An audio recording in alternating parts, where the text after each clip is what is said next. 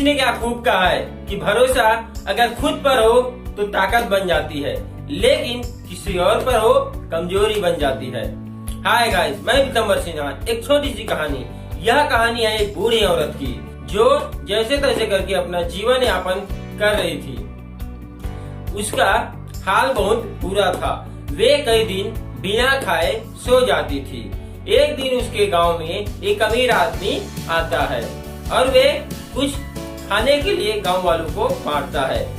गांव वालों के बाद उस बूढ़ी औरत की झोपड़ी में वो आदमी आता है और वो देखता है कि बूढ़ी औरत का हाल बहुत ही बुरा है और वे उस बूढ़ी औरत से पूछते हैं कि आपका हाल कैसे हुआ।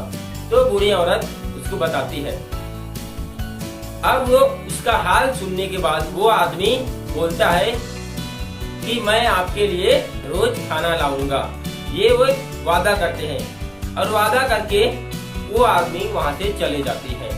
अब वो बूढ़ी औरत उस आदमी का अगले दिन इंतजार कर रही होती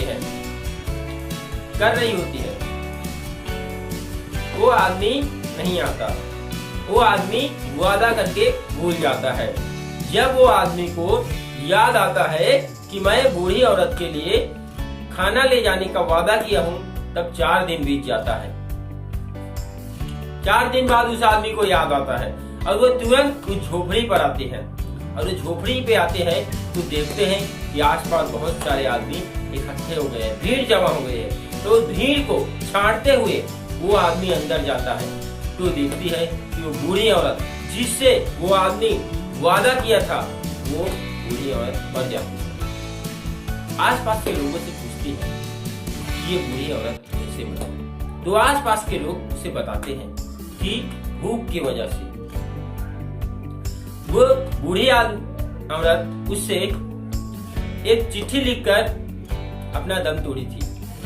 वे उस आदमी के लिए चिट्ठी लिखती है कि जब तक तुमने वादा नहीं किया था, तब तक मैं अपने आप पे भरोसा करती थी, अपने भूख सहने की बर्दाश्त कर लेती थी।